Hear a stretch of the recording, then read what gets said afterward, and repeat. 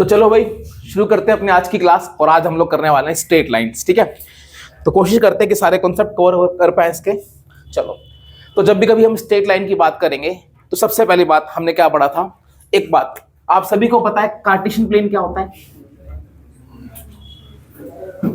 इससे क्या बोलते हैं हम लोग? कार्टेशियन प्लेन बोलते हैं, ठीक है भाई। यही पढ़ते हैं। स्ट्रेट लाइन में सबसे पहला कॉन्सेप्ट है किसका यार? स्लोप का। चलो, स्लोप क्या होता है यार, एक बार फिर बता दो, पहले भी बताया था। मान लो सपोज एक लाइन खींची, ठीक है भाई। हर एक लाइन एक्स एक्सिस की पॉजिटिव डायरेक्शन के साथ एक एंगल बनाती है, ठीक है भाई। हर एक लाइन एक्स एक्सिस की पॉजिटिव डायरेक्शन के साथ कोई ना कोई एंगल बनाती है यार। इस एंगल का पता है नाम क्या होता है? इस एंगल का नाम होता है इंक्लिनेशन। इस एंगल का बेटा नाम क्या होता है? इंक्लिनेशन, है ना भाई। तो किसी भी लाइन का जो स्लोप है वो कैसे निकाला जाता है? किसी भी लाइन का स्लोप निकाला जाता है, ये जो एंगल होता है इसका थीटा। तो स्लोप ऑफ अ लाइन क्या होता है? स्लोप को एम से डिनोट किया जाता है और एम इज इक्वल टू होता है टेंजेंट ऑफ थीटा। समझ गए भाई? बेसिकली स्लोप का मतलब होता क्या है? Measurement of steepness of a line. क्यों? बेसिकली उस लाइन में कितना उतार है और कितना चढ़ाव है, दैट इज स्लोप। और स्लोप निकाला कैसे जाता है? सिंपल एक बात याद रखनी है, स्लोप निकालने के लिए मुझे कौन सा वाला एंगल चाहिए? ये वाला angle with x axis in anti clockwise direction. और इस एंगल का जो टेंजेंट है वो तुम्हारा क्या होता है? किसी भी लाइन का स्लोप होता है। तो स्लोप निकालना आ गया, समझ में आ गया। जैसे मैं बोलूं एक लाइन है, वो एक्स एक्सिस की पॉजिटिव डायरेक्शन के साथ 60 डिग्री एंगल बनाती है इन एंटी क्लॉकवाइज डायरेक्शन, तो उसका स्लोप क्या होगा? tan 60। तो उस लाइन का जो स्लोप है वो क्या होगा? tan 60 यानी √3। ये बात सबको समझ में आ गई? तो स्लोप निकालने के लिए क्या चाहिए? Angle with x axis in anti clockwise direction. और इस एंगल का नाम क्या होता है यार? इंक्लिनेशन। सारी बातें समझ में आ गई? अच्छा, कुछ बातें जो आपने समझनी है, मैं आपको बोलूं। अच्छा, एक क्वेश्चन और लिखो। Find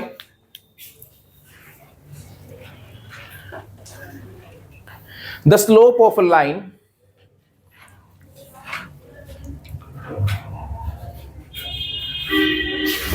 whose inclination with x-axis is 30 degree. क्या होगा बताओ? क्या होगा आंसर? tan 30। कितना हो गया? 1/√3। तो उस लाइन का स्लोप क्या हो गया? m is equal to tan 30, that is 1/√3। तो ये बात समझ में आ गई? स्लोप कैसे निकालते हैं? स्लोप निकालने के लिए एंगल चाहिए और उस एंगल का थीटा, टेंजेंट, उस एंगल का जो टेंजेंट होता है वो तुम्हारा क्या कहलाता है? स्लोप कहलाता है। अगर तुम्हें इतनी बात समझ में आई है तो आपको एक बात और समझ में आ जानी चाहिए, ये जो एक्स एक्सिस है ये भी एक लाइन है, ये जो एक्स एक्सिस है ये भी तो एक लाइन है। तो स्लोप ऑफ एक्स एक्सिस क्या होगा? बात समझ में आ गई? स्लोप ऑफ एक्स एक्सिस क्या होगा? tan 0। क्यों? क्योंकि मुझे पता है स्लोप निकालने के लिए मुझे क्या चाहिए? एंगल विद एक्स एक्सिस चाहिए, और एक्स अपने साथ कितना एंगल बनाएगी? 0। तो लिख लो स्लोप ऑफ एक्स एक्सिस। ये बहुत बार यूज होगा। कितना हो गया? tan 0, that is 0। बात समझ में आ गई? अगला, अच्छा सिमिलरली बताना यार, एक मिनट, अब जिससे पूछूंगा वो जवाब देना। Slope of Y axis, Sanyogita. हाँ, क्योंकि वाई एक्सिस क्या करती है? एक्स के साथ कितना एंगल बनाती है? 90। तो स्लोप ऑफ वाई एक्सिस क्या हो गया? tan 90। और tan 90 की वैल्यू होती है नॉट डिफाइंड या 1/0। समझ गए? अच्छा, ऐसी एक छोटी सी बात और याद रख लो, कभी कभार एग्जाम में आ जाती है। Slope of a line which is equally inclined with X and Y axis, उसका स्लोप क्या होगा? अच्छा, इक्वली इंक्लाइंड का मतलब क्या है? कि वो एक्स और वाई के साथ इक्वल एंगल बनाती है। अब यार देख लो, कोई भी लाइन जो एक्स और वाई के साथ इक्वल एंगल बनाएगी बेटा, तो वो ये वाला एंगल कितना कितने का होगा? 45 और 45, है ना भाई। तो slope of line which is equally inclined,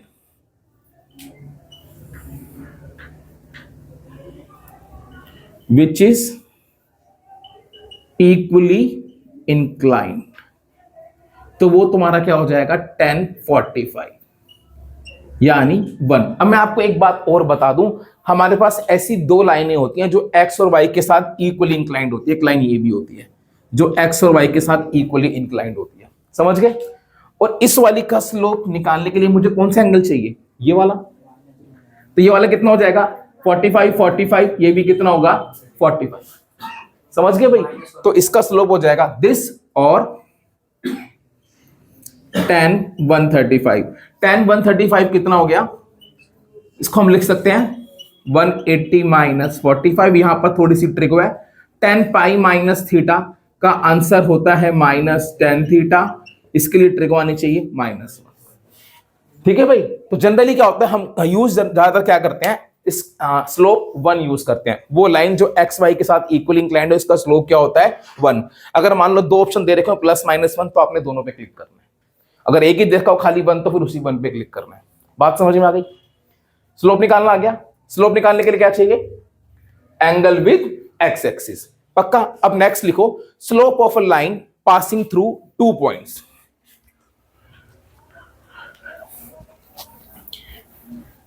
slope of a line passing through 2 points, उस लाइन का स्लोप जो 2 पॉइंट से पास करती है। याद है किसी को फॉर्मूला क्या होता था, एक लाइन है जो क्या करती है, देखो भाई अगला टॉपिक है, एक लाइन जब 2 पॉइंट से पास करती है तो उसका स्लोप क्या होता है। सीधा फॉर्मूला याद करो भाई। तो slope of a line passing through 2 points, उसका स्लोप होता है y2 minus y1 upon x2 minus x1। समझ गए। एक लाइन जब 2 पॉइंट से पास करती है तो उसका स्लोप क्या होता है y2 minus y1 upon x2 minus x1। एक क्वेश्चन करो यार, find the slope of a line, find the slope of a line which passes through 2,3 and -1,5। यार उस लाइन का स्लोप निकालो जो इन दोनों पॉइंट से पास कर रही है। फटाफट से बताओ क्या होगा, 2/-2/3। चलो ठीक है, निकाला y2 minus y1 upon x2 minus x1। तो 5 माइनस 3 2 अपॉन -3, दैट इज -2/3। समझ में आ गया। दूसरा तरीका भी समझ में आ गया। जब क्या पता हो, जब एक लाइन पर 2 पॉइंट्स पता हो तो स्लोप कैसे निकालना है, ऐसे निकालना है। अब नेक्स्ट, कभी कभार इस टाइप से भी एक एंगल दे रखा होता है। मान लो ये एक लाइन है और मुझे ये वाला एंगल पता है, ठीक है भाई, इन क्लॉकवाइज डायरेक्शन। आपको पता है स्लोप निकालने के लिए मुझे कौन सा वाला एंगल चाहिए, ये वाला, ठीक है भाई। तो जब भी कभी अगर ये वाला एंगल थीटा है तो ये वाला क्या होगा 180 माइनस थीटा। तो अब इस लाइन का स्लोप क्या हो जाएगा 10 180 माइनस थीटा, तो कितना आ गया -10 थीटा। ये भाई तीसरा तरीका है। अगर आपको एंगल दे रखा हो इन क्लॉकवाइज डायरेक्शन तो स्लोप कैसे निकलेगा -10 थीटा। बात समझ में आ गई। और जब एंगल दे रखा हो इन एंटी क्लॉकवाइज डायरेक्शन तो स्लोप क्या होगा tan थीटा। जैसे क्वेश्चन करो, फाइंड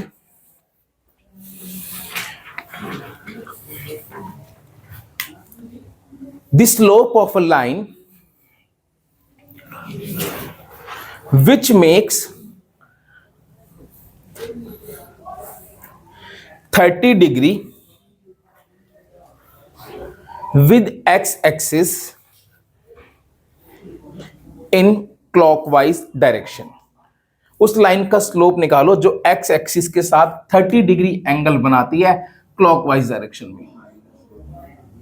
तो ये वाला एंगल दे रखा है, या तो आप लगा लो 180 माइनस ये वाला एंगल 30 है, तो आप या तो ये वाला निकाल लो या आप डायरेक्ट ये लगा दो, क्या m इज इक्वल टू -1030। कितना हो जाएगा -1/√3।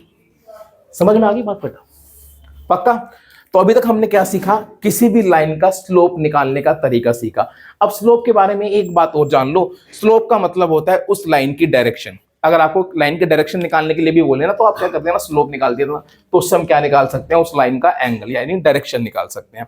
एक क्वेश्चन है, अब मैं आपको एक क्वेश्चन देता हूं, जरा सोच के जवाब देना वो क्या हुआ इसका आंसर। एक क्वेश्चन लिखो, find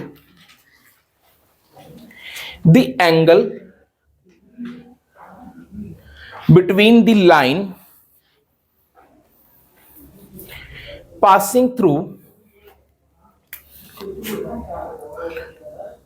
find the angle between the line passing through 4, 7 and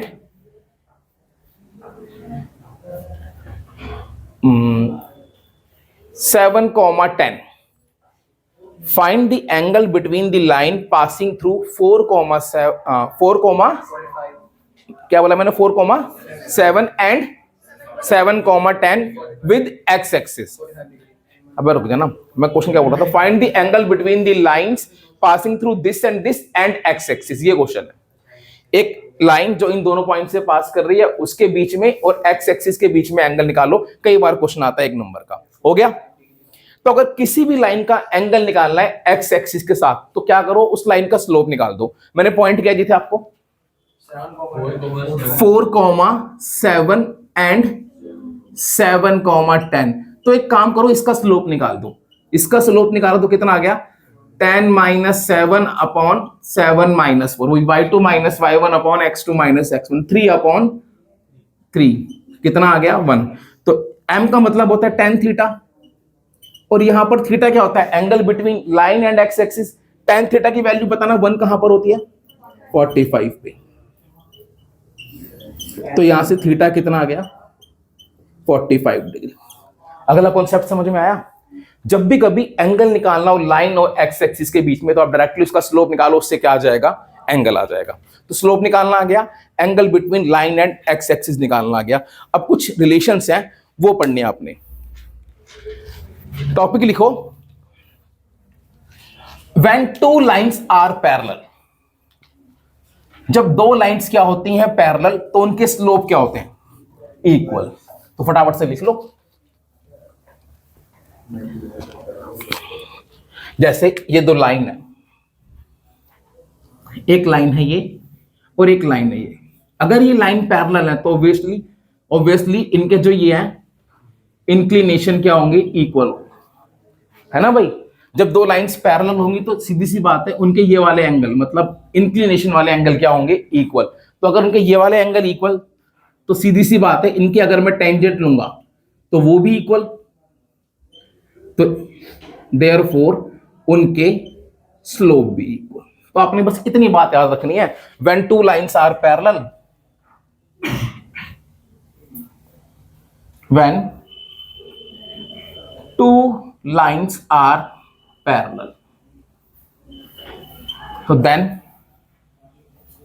क्या होता है, m1 is equal to m2, मतलब their slopes are equal। Next लिखो, when 2 lines are perpendicular। Simple सीधा रिलेशन लिखो आप लोग। जब भी कभी 2 लाइंस क्या होती हैं, परपेंडिकुलर, तो क्या होते हैं, उनके स्लोप्स का प्रोडक्ट क्या होता है बच्चों, -1। ये बात याद रख लोगे। When 2 lines are perpendicular, then product of their slopes is equal to -1। अब कुछ यहां से बातें हैं। अच्छा, एक क्वेश्चन है मेरा आदित्य तेरे से है, उन सभी लाइन का स्लोप क्या होगा जो एक्स एक्सिस के पैरेलल है।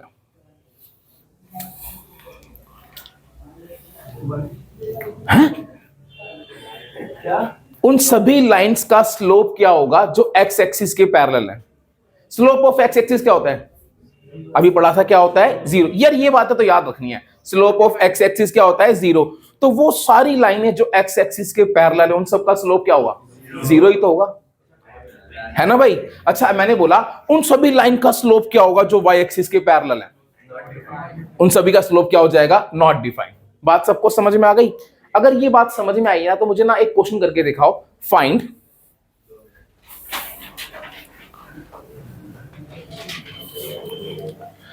The value of h if the line passing through h comma -1 and 2 comma एक minute y2 minus y1 upon find the value of h if the line passing through h comma -1 and 2 comma 3 is parallel to y axis। करके दिखाओ। h की value निकालो अगर ये line जो इन point से पास कर रही है वो किसके पैरेलल है, y एक्सिस की। करके दिखाओ फटाफट से।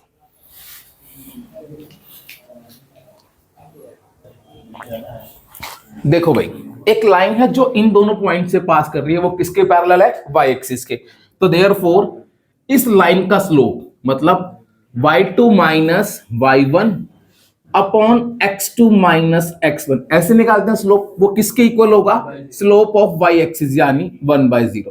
क्रॉस मल्टीप्लाई करो, ये 0, ये कितना आ गया 2 माइनस h, यहां से h की वैल्यू कितनी आ गई 2। समझ में आया बच्चों, आ गया। तो जब भी कभी दो लाइंस पैरेलल तो उनके स्लोप इक्वल, ये बात याद रखनी है। ठीक है भाई, आगे चलते हैं। जब दो लाइंस परपेंडिकुलर तो उनके स्लोप का प्रोडक्ट कितना होता है, -1। या मैं इस बात को ऐसे भी कह सकता हूं कि किसी एक का स्लोप दूसरी का नेगेटिव और रेसिप्रोकल होता है, कह सकता हूं। देखो इस पे क्वेश्चन करते हैं। मैंने बोला एक लाइन है जिसका स्लोप 2 है, एक लाइन है जिसका स्लोप क्या है 2, तो उस लाइन का स्लोप क्या होगा जो इस पे परपेंडिकुलर है, -1/2। कुछ नहीं करना, साइन चेंज करने और रेसिप्रोकल करना है। बात समझ में आ गई, पक्का। अच्छा मैं बोलूं एक लाइन है जिसका स्लोप p है, तो अंश उस लाइन का स्लोप क्या होगा जो उस पे परपेंडिकुलर है, -1/p। एक क्वेश्चन करो, find the value of h if the line passing through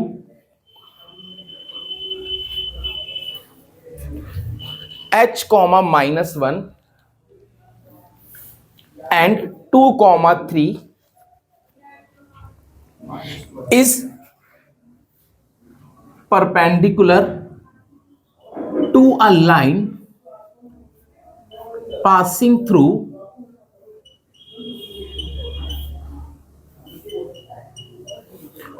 (2, -1 and -1, -3। करो।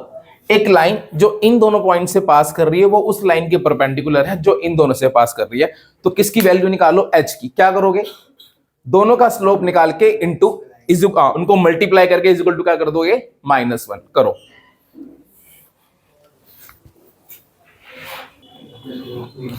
देखो भाई हमने सीखा है जब भी कभी दो लाइन परपेंडिकुलर तो उनके स्लोप का प्रोडक्ट कितना, -1।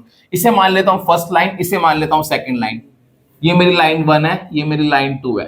तो slope of L1 into slope of L2 कितना होगा, -1, क्योंकि दोनों परपेंडिकुलर है।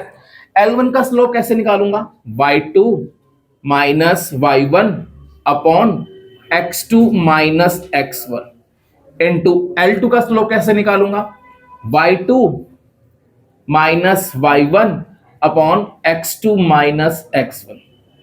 तो ये कितना हो जाएगा, 3 + 1 4, 2 माइनस h इंटू ये कितना हो गया, -3 + 1 -2 अपॉन -3 -1। इससे ये कैंसिल, तो ये कितना हो गया 8, नीचे कितना हो गया 6 माइनस h इक्वल्स टू -1। ये ऊपर जाएगा, 8 is equal to -6 plus h। तो 8 की 6 माइनस 3h, तो ये कितना हो गया 3h। तो 8 + 6 कितना हो गया 14, 14/3 है। तो h की वैल्यू कितनी आएगी भाई, 14/3। समझ गए भाई, इनमें से कोई भी क्वेश्चन एक नंबर में इजीली आ सकता है। अब अगली चीज समझना बहुत ध्यान से। अब लिखो, पहले चीज और लिखो, व्हेन 3 पॉइंट्स आर कोलिनियर। देखो भाई 3 points are collinear important topic है, इसमें कुछ बातें आपने याद रखनी है। When 3 points are collinear. अच्छा बताना कोलिनियर का मतलब क्या होता है? जब तीनों पॉइंट्स क्या आ रहे हैं, एक ही लाइन में आ रहे हैं। चलो भाई, ये लो भाई, ए बी सी। अब मैं एक बात पूछूंगा, ठीक है? ये बात पता मैं किससे पूछूंगा? अनुभव तू बता, अगर 3 पॉइंट्स एक लाइन में आ रहे हैं तो स्लोप ऑफ ए बी और स्लोप ऑफ बी सी में क्या रिलेशन होगी? हाँ बहुत टफ है ये, इतना सोचना पड़ रहा है। इक्वल होंगे, सेम लाइन ही तो है। Slope of A B, slope of B C और स्लोप ऑफ ए सी क्या होंगे? इक्वल। तो याद रखना अगर पॉइंट्स कोलिनियर है तब भी क्या होता है? Slope of A B is equal to slope of B C is equal to slope of A C, क्योंकि सेम ही लाइन है भाई। समझ गए? अच्छा एक बात और पढ़ी थी हमने शायद 10th क्लास में। जब 3 पॉइंट्स क्या होते हैं कोलिनियर, या मैंने आपको जब भी चैप्टर पहली बार पढ़ाया था तो कराया भी था, तो एरिया ऑफ ट्रायंगल क्या होता है? 0। जब 3 पॉइंट्स क्या होते हैं कोलिनियर तो याद रखना एरिया ऑफ ट्रायंगल क्या होता है? 0। हाँ ट्रायंगल क्या होता है? बनता ही नहीं है। अब एक बात याद रख लो, आप ना ये फॉर्मूला लिख लो, शायद आप लोगों ने 10th क्लास में नहीं पढ़ा। जब भी कभी आपके पास 3 नॉन कोलिनियर पॉइंट्स होते हैं, लिख लो भाई formula, x1 y1, x2 y2, x3 y3। अगर किन्हीं भी 3 नॉन कोलिनियर पॉइंट्स को मिलाऊंगा तो हमेशा क्या बनता है? एक ट्रायंगल बनता है। तो उस ट्रायंगल का एरिया निकालने का एक फॉर्मूला होता है, ये लिख लो, एरिया ऑफ ट्रायंगल हाफ। देखो भाई याद करने का आसान तरीका है, क्या था? x y minus y plus x y minus y 3 बार लिखना है। लिख दिया। इसके बाद यहां पर x1, यहां पे x2, यहां पे x3। सही है। अब यहां पे 1 था तो यहां पे 2, यहां पे 3, यहां पे 2 था, यहां पे 1, यहां पे 3, यहां पे 3 था, यहां पे 1, यहां पे 2। और ये क्या होता है? एरिया ऑफ ट्रायंगल का फॉर्मूला जब आपके पास 3 पॉइंट्स गिवन होते हैं। अब ये क्वेश्चन करते हैं इसके ऊपर। y3 और y, ये है भाई फॉर्मूला, यही फॉर्मूला है। ठीक है भाई, करो भाई। और इसको एक बाई चांस कभी कभार एरिया ऑफ ट्रायंगल नेगेटिव आ जाए तो इसलिए इसको मोड में भी लिख लेते हैं। याद रखना एरिया कभी नेगेटिव नहीं होता। अगर आपका आंसर नेगेटिव आ रहा है तो उसे क्या करना है? पॉजिटिव करना है। एक बार नोट करो, एक मिनट। अच्छा ये, हाँ यहाँ पे 3, यहाँ पर 1 आएगा। अच्छा तो यही कह रहा था क्या? ओहो सॉरी, 2 3 1 3 1 2। चलो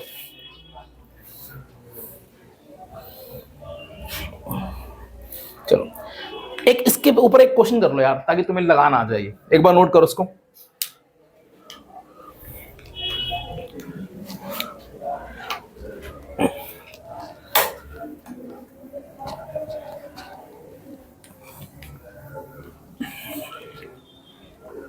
Find the area of triangle whose points are 2, 3, whose vertices are. Find the area of triangle whose vertices are 2, 3, 5, 6 and 4, 0। उस ट्रायंगल का एरिया निकालो जिसके ये वर्टिसेस है। एक बार निकालना।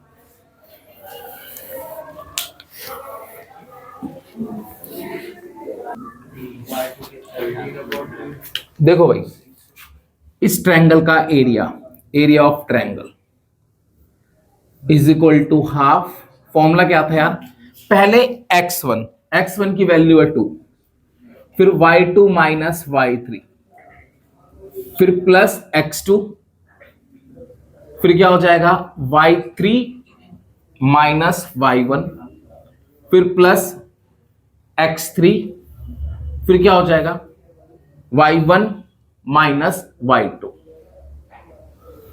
1/2 12 माइनस 15 माइनस 12, इससे कैंसिल -15/2। अब बस एक बात याद रखना, सिंस एरिया, तो मोड लगा लो, यही लिख दो, since area can not be negative, तो देयरफॉर जो एरिया है वो कितना हो जाएगा? 15/2 स्क्वायर यूनिट्स। समझ गए भाई? पक्का? चलो अच्छा, बाई चांस ये एरिया 0 आ जाता तो उस केस में क्या होता है, एरिया ऑफ ट्रायंगल अगर 0, तो ये तीनों पॉइंट्स क्या होते हैं, ट्रायंगल नहीं बनाते, ये तीनों पॉइंट्स क्या होते हैं, कोलिनियर। तो ये दोनों कॉन्सेप्ट याद रखने हैं, अगर 3 पॉइंट्स क्या हो कोलिनियर तो उनके स्लोप भी इक्वल होते हैं, और दूसरा एरिया ऑफ ट्रायंगल क्या होता है, 0। अब अगली बात लिखो, very very very important, angle between two lines, angle between two lines. देखो, एंगल बिटवीन टू लाइंस, किन्हीं भी दो लाइंस के बीच का एंगल। सबसे पहली बात, मान लो ये आपके पास दो लाइनें इंटरसेक्ट कर रही हैं और इसका स्लोप जो है वो m1 है और इसका स्लोप जो है वो m2, और ये उनके बीच में एंगल है थीटा। अब डायरेक्ट फॉर्मूला याद करना है, एंगल बिटवीन टू लाइंस का फॉर्मूला होता है tan theta equals to m2 minus m1 upon 1 plus m1 m2। समझ गए? अब जब भी कभी दो लाइनें इंटरसेक्ट करती है तो उनके बीच में दो एंगल बनते हैं, एक एक्यूट और एक ऑब्ट्यूज। अगर एक थीटा होता है तो एक क्या होता है, 180 माइनस थीटा। इसलिए बता रहा हूं बेटा, तो क्या करते हैं हम इसे मोड में लिख देते हैं। अब जब भी कभी इसे मोड में लिखोगे तो इससे हमेशा कौन सा एंगल आएगा, एक्यूट। थीटा की वैल्यू एक ये वाली आएगी, छोटे वाली। तो आपने दोनों लिखने हैं, लिख देना 4 ऑब्ट्यूज, या ऑब्ट्यूज एंगल हो जाएगा 180 माइनस ये जो थीटा की वैल्यू आई है। ये फॉर्मूला याद रहना बहुत जरूरी है। एंगल बिटवीन टू लाइंस क्या, tan theta equals to m2 minus m1 upon 1 plus m1 m2। यहां पे m1 और m2 उन लाइंस के क्या है, स्लोप। एक क्वेश्चन करो, find the angle between two lines having slopes √3 and 1/√3। करो, उन लाइंस के बीच में एंगल निकालो जिनके स्लोप क्या है, √3 एंड 1/√3। एक को m1 ले लो, एक को m2। करो,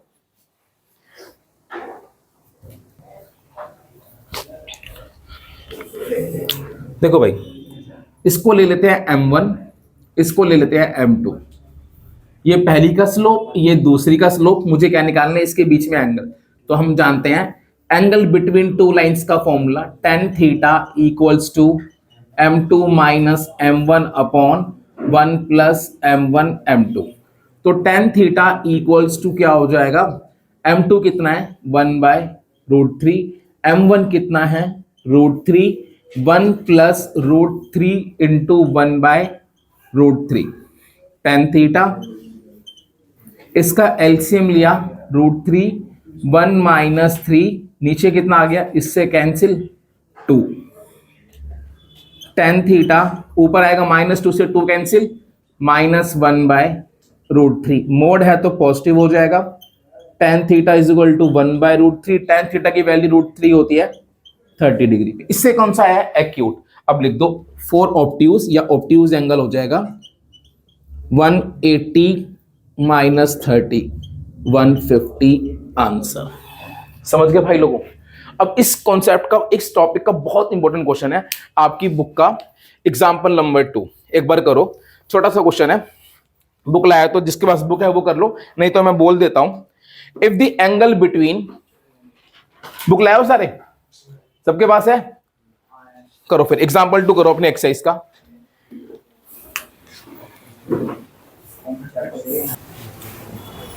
देखो भाई example 2, very very very important. क्या बोला है, if the angle between two lines is π/4। आपके पास दो लाइन है, उनके बीच का एंगल कितना है, π/4। And slope of one of the line is 1/2। इनमें से एक का स्लोप कितना है, m1 यानी 1/2। Then find the slope of other line. तो मुझे क्या करना है, दूसरी लाइन का स्लोप निकालना है। तो let slope of other line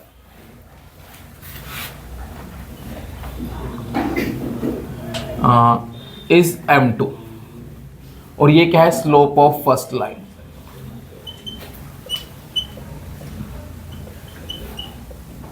चलो क्वेश्चन में मुझे गिवन है इन दोनों लाइंस के बीच का एंगल कितना है, π/4। तो एंगल बिटवीन टू लाइंस का formula, since tan theta equals to m2 minus m1 1 plus m1 m2। अब यार थीटा की वैल्यू कितनी है, इन दोनों के बीच में एंगल है π/4, m2 मुझे नहीं पता, m1 1/2 और 1 प्लस m1 1/2 और ये m2। अब बस यहां से सॉल्व करना है आपका आंसर, ये 1 आ जाएगा, इसका एलसीएम ले लो, कितना हो गया 2m2 माइनस 1/2, 2 प्लस m2/2, 2 से 2 कैंसिल। अब आपको पता है जब ये मोड खुलता है तो यहां पर क्या आता है, plus minus 1 is equal to 2m2 minus 1/2 plus m2। तो देयरफॉर एक बार 1 is equal to 2m2 minus 1/2 plus m2 और minus 1 equals two plus m2। अब बेटा ये ऊपर जाएगा, सॉल्व कर दो, 2 प्लस m2 माइनस 1, ये कितना हो गया 3, ये इधर जाएगा 2m2 माइनस m2। तो एक तो m2 की वैल्यू 3 आ रही है और शायद यहां से -1/3 आएगी, ये आ रही है ना, इसको सॉल्व करोगे तो -1/3 आएगी, ये कितने आ रही है 3। समझ में आ गया क्वेश्चन भाई, ये सॉल्व करके दिखाना है, ये -1/3 आएगी, ये 3। किसको समझ नहीं आया ये क्वेश्चन, सबको समझ में आया क्वेश्चन, एग्जाम में आया कर दो क्या, पक्का। चलो अगले क्वेश्चन पे चलते हैं। अगला क्वेश्चन, अच्छा आपकी बुक का एक बार एग्जांपल नंबर 3 पढ़ना, देखना आप लोगों से हो जाएगा। क्या बोला है, line through the points -2,6 and 4,8 is perpendicular to the line through the points 8,12 and x,24. Find the value of x। ये आपसे इजीली हो जाएगा, जब भी कभी दो लाइन्स परपेंडिकुलर तो उनके स्लोप का प्रोडक्ट -1। अच्छा अब 9.1 पर आओ। सबसे पहले अपना देखो क्वेश्चन नंबर फर्स्ट जो है उसने क्या बोला है, एक क्वाड्रिलेटरल बनाओ, उसके 4 वर्टिसेस दे रखे हैं और क्या बोला, उसका एरिया निकालो। तो इसमें करना क्या है, जैसे एक को ए लोगे, बी लोगे, सी लोगे, डी लोगे, आप ए सी को ज्वाइन कर देना। किसको ज्वाइन कर दोगे, ए सी को, तो 2 ट्रायंगल बन जाएंगे, एक ए बी सी बन जाएगा और एक ए डी सी।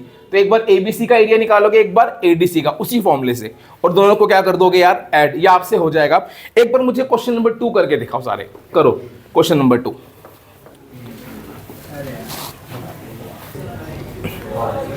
देखो भाई क्वेश्चन नंबर 2 आपकी एक्सरसाइज है 9.1, ध्यान से देखना क्या बोला है, the base of an equilateral triangle with side 2a lies along the y axis such that the mid point of the base is at the origin.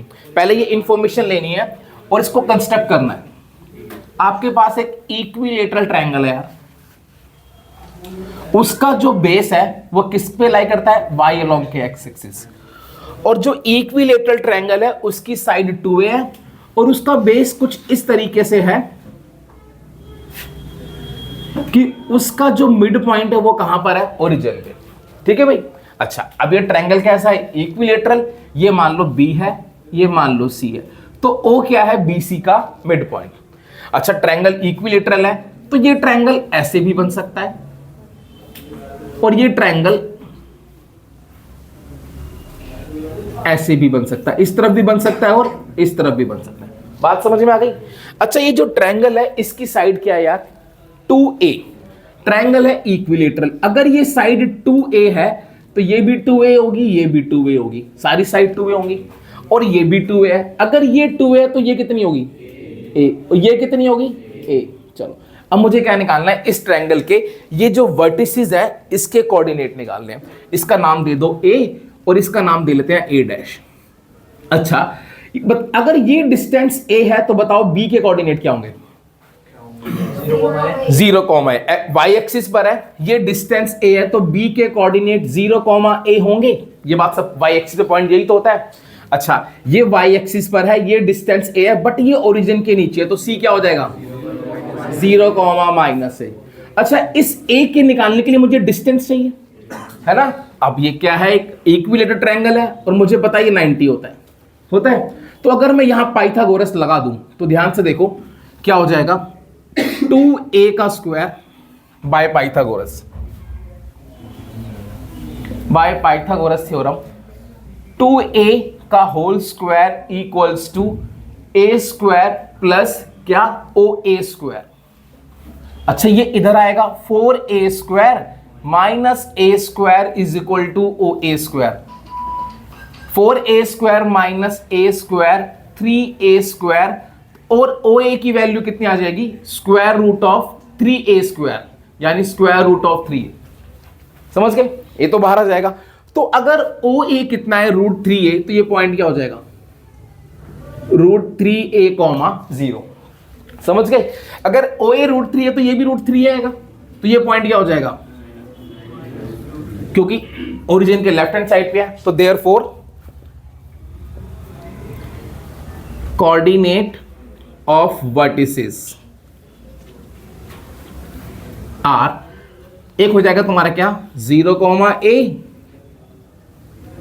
Root 3a comma 0 और 0 comma minus a, और एक हो जाएगा 0 comma a minus root 3a comma 0 और 0 comma minus. ये उस क्या हो जाएंगे, वर्टिसेस के कोऑर्डिनेट्स हो जाएंगे। बात सबको समझ में आ गई। चलो नेक्स्ट क्वेश्चन आप लोगों ने करना है, थर्ड नहीं, हाँ थर्ड करना है, थर्ड करो, क्वेश्चन नंबर 3 करो ट्राई।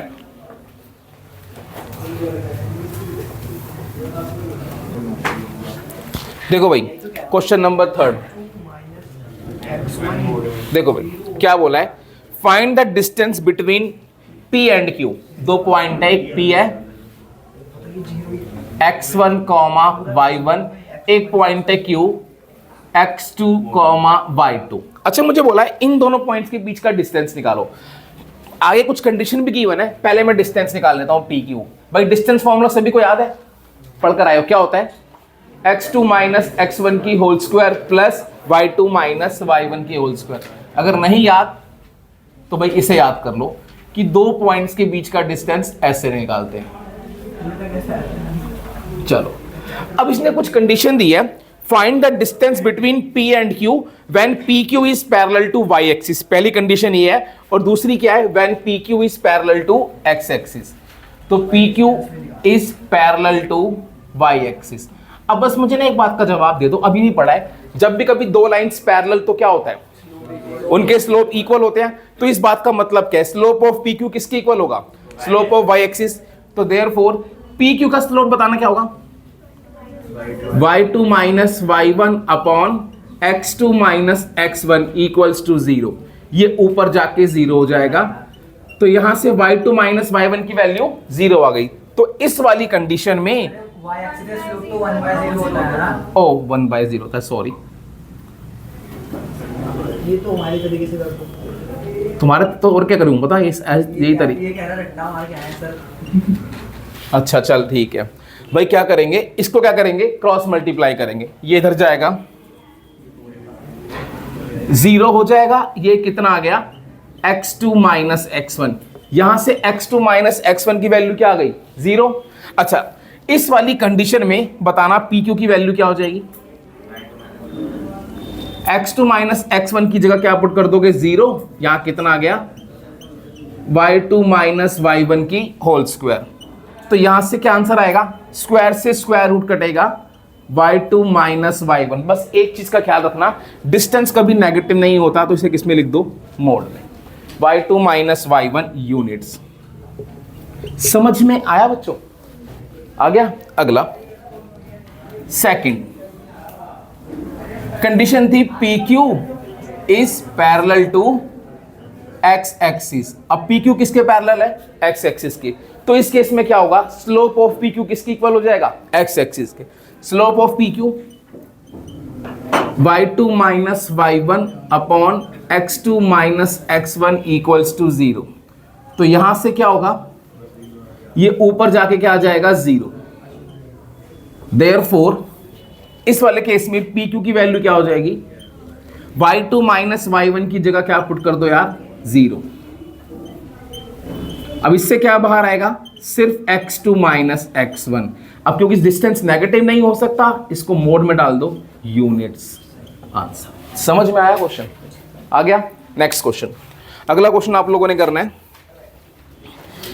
यार, ये फोर्थ बिल्कुल 10th के कॉन्सेप्ट पे है। Find the point on x axis which is equi distance. अभी देखता हूं। अच्छा, क्वेश्चन नंबर 5th भी आप लोगों से हो जाएगा। चलो एक बार 5th कर लो। क्वेश्चन नंबर 5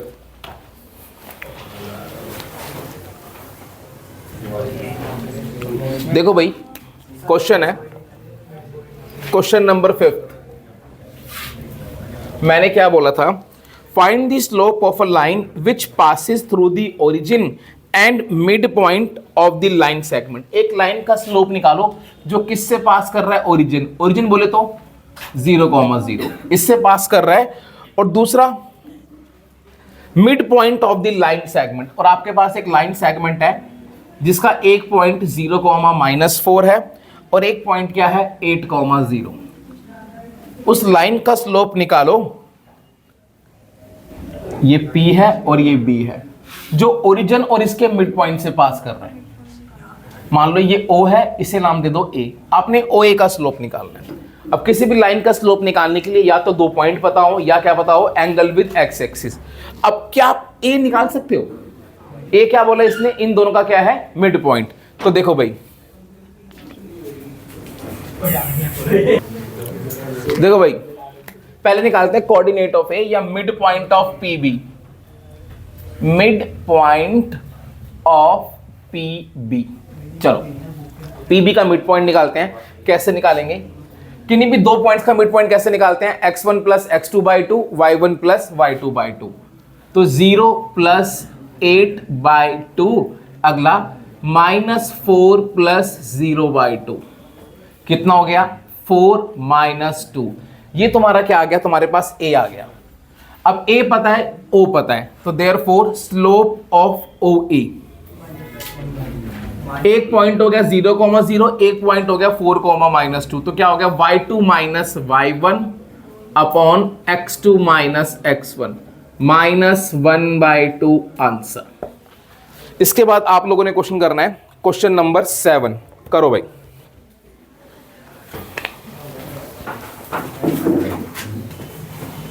देखो भाई, इसका भाई क्वेश्चन नंबर 7 क्या बोला है, find the slope of the line which makes an angle 30 degree with positive direction of Y axis measured anti clockwise. उस लाइन का स्लोप निकालो जो वाई एक्सिस की पॉजिटिव डायरेक्शन के साथ एंटी क्लॉकवाइज डायरेक्शन में कितना एंगल बनाती है, 30 degree.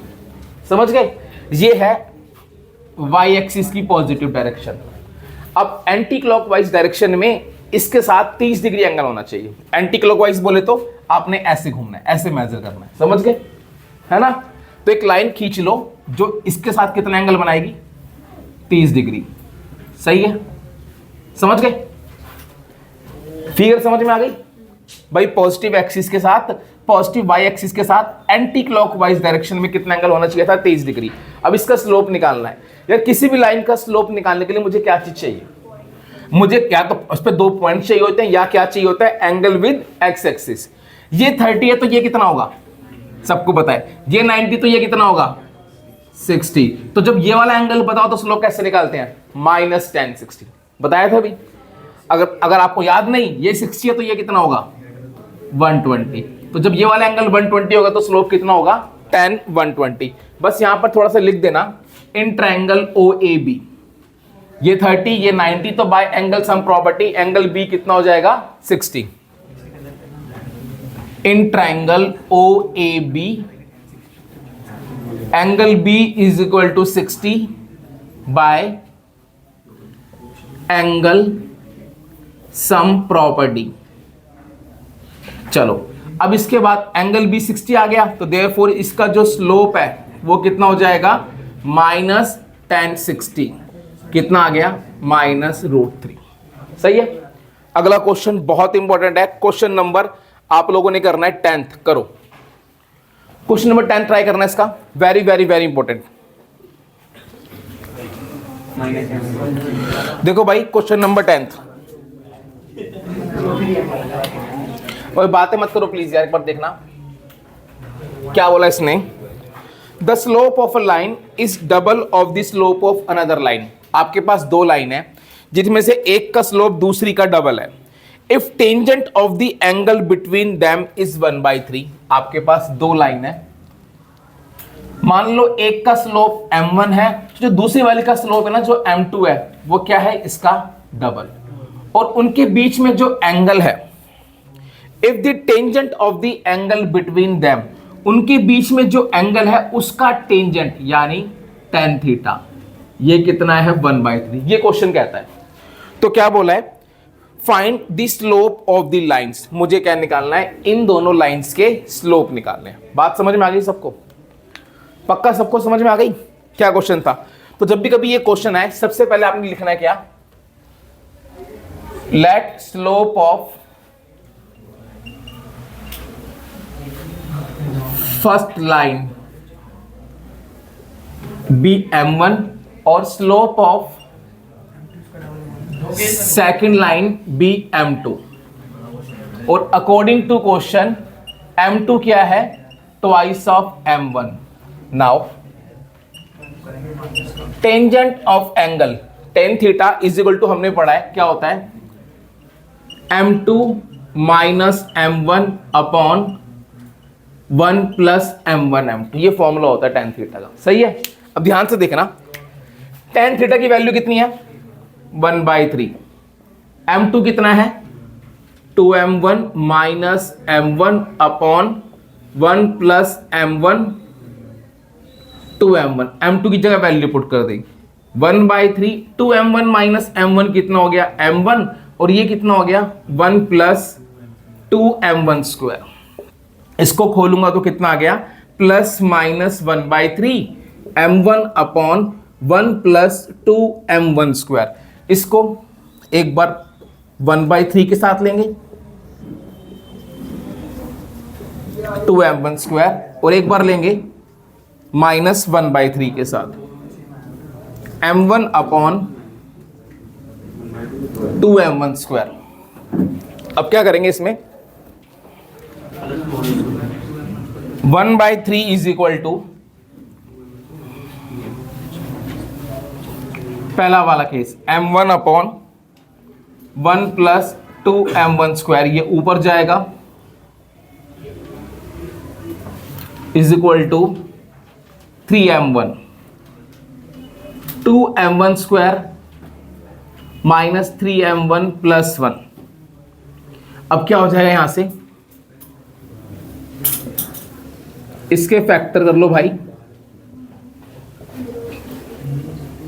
2m1 common, m1 minus 1 minus 1 common, m1 minus 1, m1 minus 1 फिर कॉमन,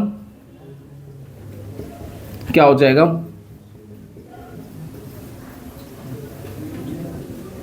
यहां से m1 की वैल्यू 1 और यहां से m1 की वैल्यू 1/2। पहला केस समझ में आया भाई? आ गया। अब यहां से सॉल्व करो, and minus 1/3 is equal to m1 upon 1 plus 2m1 square. बच्चों ये क्वेश्चन इंपॉर्टेंट है यार, ये इधर आएगा -1 minus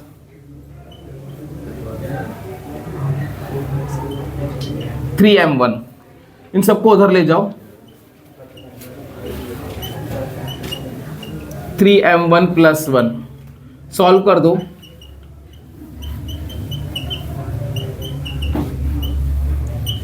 2m1 common, m1 plus 1 plus 1, m1 plus 1, यहां से क्या हो जाएगा m1 प्लस 1 इक्वल्स टू 0,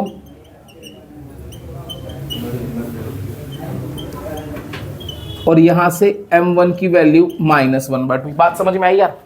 तो m1 की कितनी वैल्यू आई? 4। तो m2 की भी कितनी आएंगी? 4। बस यहां लिख लो। इसके बाद यहां पर है when m1 कितना था? 1। तो इस केस में m2 कितना हो जाएगा? इंप्लाइज दैट m2 इसका ट्वाइस है 2। अगला when m1 कितना था? 1/2। तो इस केस में m2 कितना हो जाएगा? 2 × 1/2 1। when m1 कितना था? -1। इस केस में m2 कितना हो जाएगा? 2 × -1 -2। when m1 कितना था? -1/2। तो इस केस में कितना हो जाएगा? -1। ये 4 आंसर है। समझ गए भाई? बात समझ में आ गई? चलो नेक्स्ट आगे। लास्ट क्वेश्चन आपसे इजीली हो जाएगा। उसमें बोला है 2 पॉइंट दे रखे हैं, एक है x1, y1, एक है h, k। इन दोनों पॉइंट का स्लोप कितना है? m। स्लोप निकालोगे y2 - y1 upon x2 - x1, और जो डिनोमिनेटर है उसको ऊपर ले जा रहा है। ये आपसे हो जाएगा, ट्राई करके देखना। अब आ जाओ नेक्स्ट कॉन्सेप्ट पे जो बहुत इंपॉर्टेंट है। इसको हटा दूं?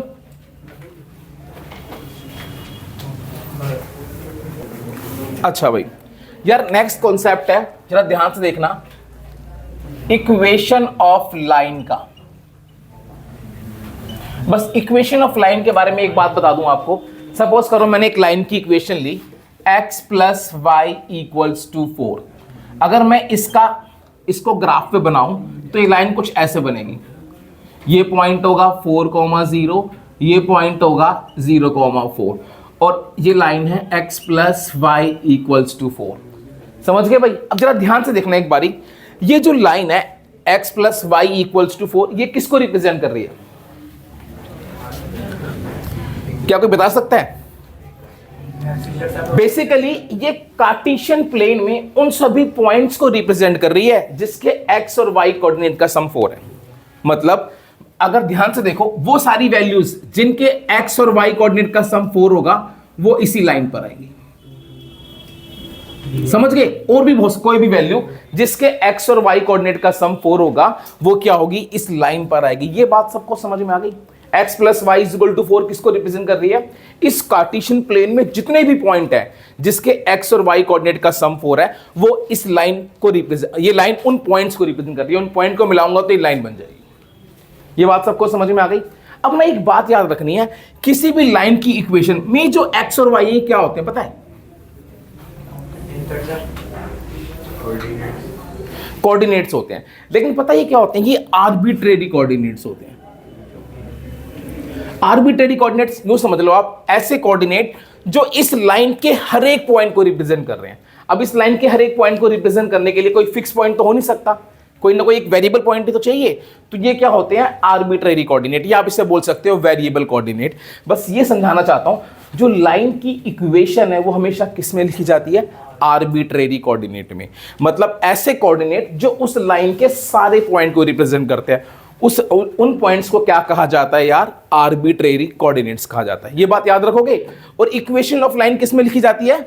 आर्बिट्रेरी कोऑर्डिनेट में। जैसे मैं आपसे पूछूं कि जैसे लाइन है x + y = 4, मैं आपसे पूछूं क्या 2,3 इस लाइन पे लाई करेगा? तो आप क्या करोगे? x और y की जगह 2 और 3 पुट करोगे। अगर 4 आ जाएगा तो लाई करेगा, नहीं तो नहीं करेगा, है ना भाई? तो इन पॉइंट्स की जगह तो पुट करूंगा, बट ये 4 के इक्वल नहीं आया तो इसलिए लाइन पे लाई नहीं कर रहा। बात समझ में आ गई? तो जो लाइन की इक्वेशन लिखी जाती है वो किस में लिखी जाती है? आर्बिट्रेरी कोऑर्डिनेट में। और किसी पॉइंट को चेक करना होता है कि वो लाइन पे लाई कर रहा है या नहीं कर रहा, तो उस केस में इन आर्बिट्रेरी कोऑर्डिनेट की जगह उस पॉइंट को पुट करके देखते हैं। बात समझ में आ गई? तो 2 तरह के कोऑर्डिनेट होते हैं, एक फिक्स कोऑर्डिनेट और एक आर्बिट्रेरी कोऑर्डिनेट। ये हमारे क्या होते हैं? Fix coordinate. तो लाइन की इक्वेशन कभी भी लाइन की इक्वेशन को वैसे नहीं लिख सकता यार। क्या ये इक्वेशन को रिप्रेजेंट कर रहा है? तो आंसर है नहीं। क्यों? इक्वेशन को रिप्रेजेंट करने के लिए मुझे क्या चाहिए? वेरिएबल्स चाहिए ना। बात समझ में आ गई? और वो वेरिएबल्स कैसे वेरिएबल्स होते हैं यहां पर? आर्बिट्रेरी कोऑर्डिनेट्स, जो उस लाइन के किसी भी पॉइंट को रिप्रेजेंट करते हैं। अब लिखो इक्वेशन ऑफ लाइन का पहला formula. Equation of line when one point is given, one point and slope is given. When one point and slope is given।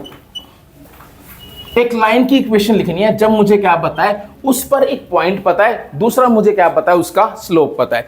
Simple मैं फॉर्मूला लिख रहा हूं, थोड़ा सा समझा भी देता हूं। मान लो ये एक लाइन है, इसका स्लोप है m और इसका एक फिक्स पॉइंट है x1 y1, समझ गए। और मैंने कहा था लाइन की इक्वेशन लिखने के लिए मुझे क्या चाहिए था, उस पर एक पॉइंट चाहिए होता है जिसे हम क्या बोलते हैं, आर्बिट्रेरी पॉइंट, समझ गए। अच्छा, x1 y1 भी इस लाइन पे पॉइंट है, x और y भी इस लाइन का पॉइंट है। तो अगर मैं इस लाइन, इन दोनों पॉइंट से स्लोप निकालूं, y minus y1 upon x minus x1, क्या वो m होगा? क्योंकि इस लाइन का स्लोप क्या है, m ही तो है। बात समझ में आ गई? तो ये किसकी इक्वल हो गया, m के। इसको ऊपर ले जाओ, तो ये आपका फॉर्मूला है equation of line passing through one point. याद रहेगी बात, ये आपका फॉर्मूला है equation of line passing through one point. यहां पर m क्या है बताना, स्लोप, और x1 y1 क्या है, उस लाइन का फिक्स्ड पॉइंट, और x और y हमेशा क्या रहेंगे, x और y। और लाइन की इक्वेशन की जनरल इक्वेशन याद रखना ये होती है, आपने हमेशा लाइन की इक्वेशन का आंसर इस फॉर्म में छोड़ना है, ax plus by plus c equals to 0।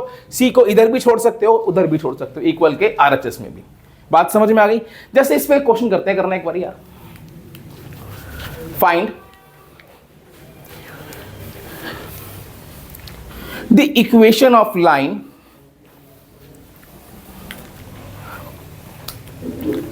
passing through 2, 3 and having slope 1/2। एक लाइन की इक्वेशन निकालनी है जो किस पॉइंट से पास कर रहा है, 2, 3 से पास कर रही है, और स्लोप कितना है, 1/2। एक बार करना, क्या आंसर आ रहा है?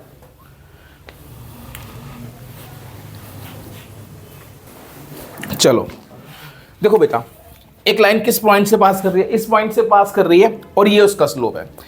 इस पॉइंट से पास कर रही है, तो ये पॉइंट क्या है मेरा, फिक्स पॉइंट, यानी x1 y1, और ये क्या है मेरा स्लोप। तो देयरफॉर इक्वेशन का फॉर्मूला क्या होता है, y minus y1 m x minus x1। तो कितना हो गया, y minus 3 m x minus 2। तो ये कितना हो गया, 2y minus 6 is equal to x minus 2। तो इधर ले आओ, minus x plus 2y minus 6 plus 2 minus 4। x को जनरली पॉजिटिव रखते हैं, तो माइनस से मल्टीप्लाई कर दो। क्या तुम्हारी यही आई है? सबको समझ में आ गया? Equation of line passing through a point and a slope is given. सबको समझ में आ गया? अच्छा, इसका नेक्स्ट लिखो यार, equation of line when 2 points are given। Equation of line when 2 points are given। भाई एक लाइन की इक्वेशन जब मुझे क्या पता है, उस पर तो 2 पॉइंट्स पता है। अब यहां से ना हमने एक बात सीख ली, किसी भी लाइन की इक्वेशन निकालने के लिए मुझे क्या चाहिए, उसका स्लोप चाहिए, और उस पर क्या चाहिए, एक पॉइंट। ये क्या है, मिनिमम रिक्वायरमेंट है किसी भी लाइन की इक्वेशन निकालने के लिए, क्या कि उस पर क्या चाहिए, एक पॉइंट चाहिए, दूसरा क्या चाहिए, उसका स्लोप। अभी ये जो कंडीशन इसमें क्या गिवन है, उस लाइन पर बस 2 पॉइंट्स गिवन है। अगर मैं बात करूं तो ये मान लो एक लाइन है ए बी, मुझे उसके 2 पॉइंट पता है। और हमने एक बात सीखी थी अभी, इक्वेशन ऑफ लाइन क्या होती है, y minus y1 m x minus x1। अब यहां पर मुझे स्लोप नहीं पता, क्या आप स्लोप निकाल सकते हो? आज ही तो सीखा है, जब 2 पॉइंट्स पता हो तो स्लोप कैसे निकालते हैं, y माइनस y1 कैसे निकालेंगे, y2 minus y1 upon x2 minus x1 x minus x1। भाई ये फॉर्मूला बन गया equation of line passing through 2 points का। एक क्वेश्चन इस पे करो,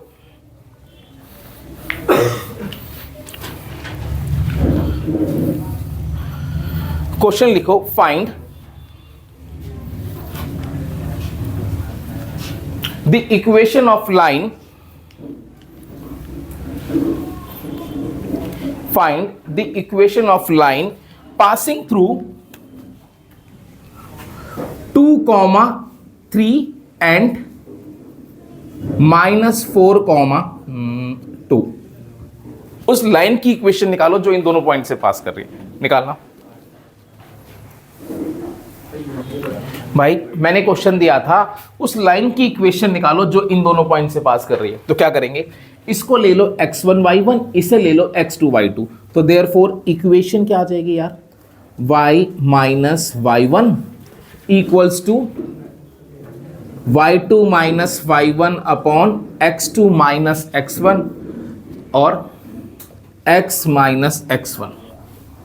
y माइनस 3, 2 माइनस 3 कितना हो गया, -1 अपॉन -6 x माइनस 2, कैंसिल, ये ऊपर जाएगा 6y minus 18 equals to x minus 2। इन सबको इधर लाओगे तो क्या बन जाएगा, -x plus 6y minus 18 plus 2 minus 16, minus से मल्टीप्लाई कर दो। क्या आपकी इक्वेशन यही आई है? समझ गए? चलो, तो इक्वेशन ऑफ लाइन निकालनी आ गई, ये बात समझ में आ गई। इक्वेशन ऑफ लाइन के लिए क्या चाहिए होता है, एक पॉइंट और एक स्लोप। अब कुछ वेरिएशंस हैं जो आप लोगों ने करनी है। अभी तक जितने भी कॉन्सेप्ट पढ़ाए थे सारे याद हैं। जब दो लाइन पैरेलल होती है तो क्या होता है, स्लोप इक्वल। जब दो लाइन परपेंडिकुलर तो क्या होता है, उनके स्लोप का प्रोडक्ट -1। अच्छा, एक क्वेश्चन करना, find the equation of line, find the equation of line passing through -1, 3 and parallel to x axis। कोई नहीं बोलेगा, सब अपना अपना करेंगे, करो try. Find the equation of line passing through -1, 3 and parallel to x axis. करो। देखो बच्चे, हमने एक बात सीखी थी, जब भी कभी दो लाइन पैरेलल तो उनके स्लोप क्या होते हैं, इक्वल। अच्छा, यहां पर लाइन किसके पैरेलल है यार, एक्स एक्सिस के। क्या आपने पढ़ा था स्लोप ऑफ एक्स एक्सिस क्या होता है, 0। तो लिखेंगे therefore since line is parallel to x axis, तो देयरफॉर स्लोप ऑफ लाइन क्या हो गया यार, 0। अब लाइन का स्लोप आ गया, पॉइंट पता है, तो देयरफॉर इक्वेशन आ जाएगी y minus y1 slope x minus x1, y minus 3 x plus 1, 0 is equal to x minus y plus 4 के। ये आंसर है। ये क्या कर दिया, 0 में जाएगा पूरा वो। अबे 0 इंटू समथिंग 0, क्या हो गया, y इक्वल्स टू 3। बात समझ में आ गई? मैं कुछ सोच रहा था अभी, तो इस वजह से हुआ ये। चलो चलो, अरे ये समझ में आ गया ना, पक्का आ गया ना? अरे हो जाता है ना कभी कभी। अगला क्वेश्चन करो, क्वेश्चन करो अगला। Find the equation of line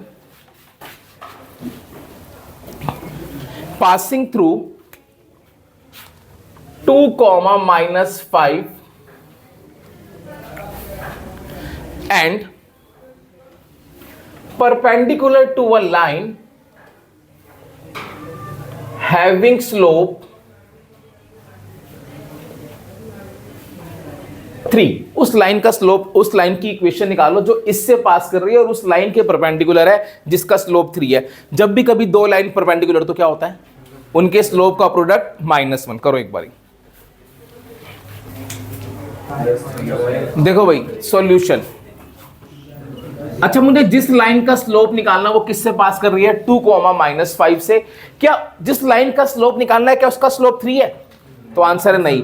ये क्या है, उस लाइन के परपेंडिकुलर है जिसका स्लोप 3 है। तो मैंने आपको बताया, जब भी कभी दो लाइन परपेंडिकुलर, अगर एक का स्लोप पता हो तो दूसरी वाली का क्या हो जाएगा, नेगेटिव और रेसिप्रोकल। तो लिख दो स्लोप ऑफ रिक्वायर्ड लाइन,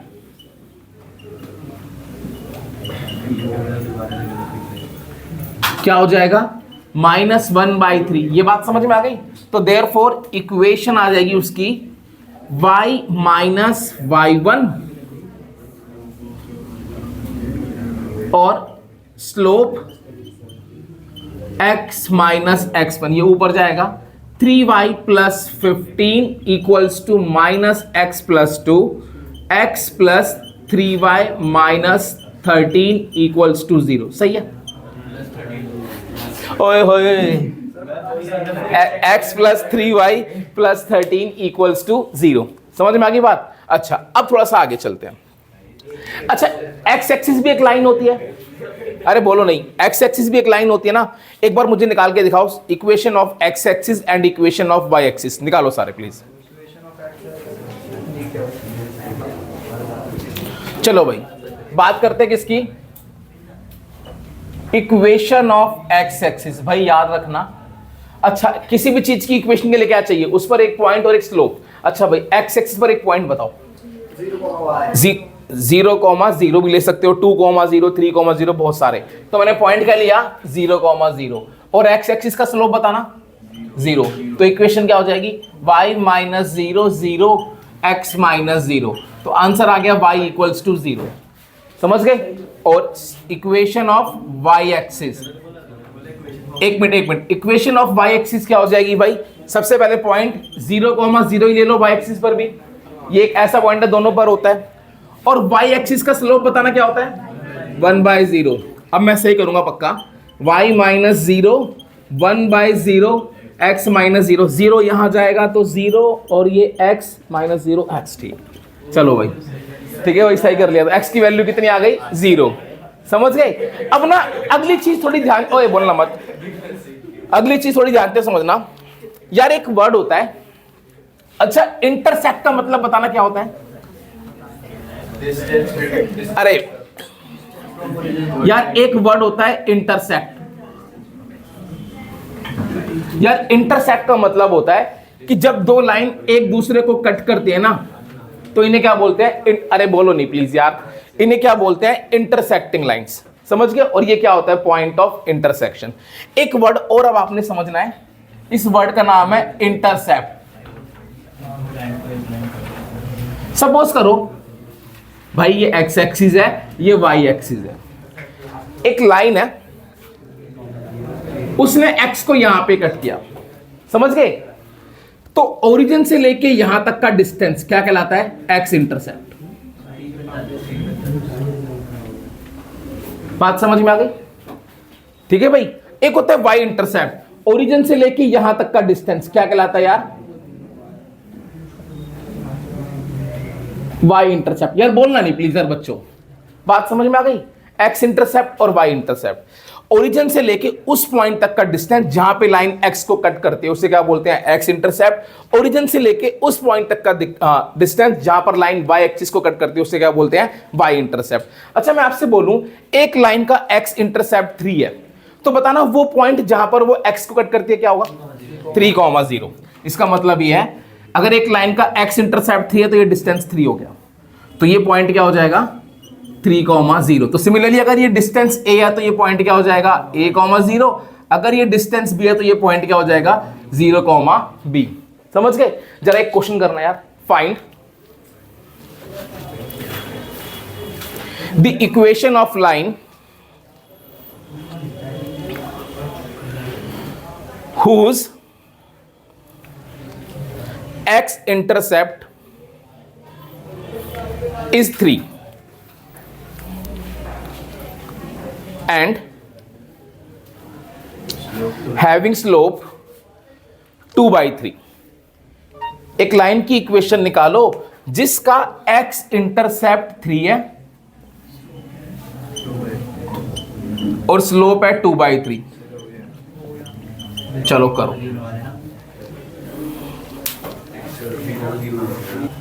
अच्छा यार देखो भाई, अच्छा अगर x इंटरसेप्ट 3 है तो पॉइंट क्या हो गया 3,0। तो पॉइंट हो गया 3,0 और स्लोप कितना हो गया m हो गया। स्लोप 2/3 है, पॉइंट क्या है 3,0। तो इस केस में इक्वेशन क्या आ जाएगी y minus y1 slope x minus x1। समझ गए भाई। ये ऊपर जाएगा कितना हो गया 3y, ये कितना हो गया 2x माइनस 6।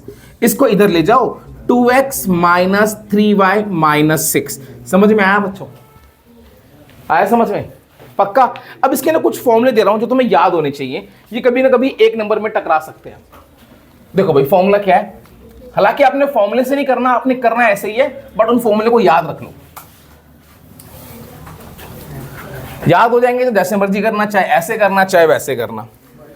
इसका नाम है स्लोप इंटरसेप्ट फॉर्म। नाम जरूर याद रखना भाई, स्लोप इंटरसेप्ट फॉर्म। देखो भाई, जिससे फॉर्म का नाम ही है, स्लोप पता होगा और क्या पता होगा, इंटरसेप्ट पता होगा। पहली कंडीशन लेते हैं, जब क्या पता है, स्लोप पता है और y इंटरसेप्ट पता है।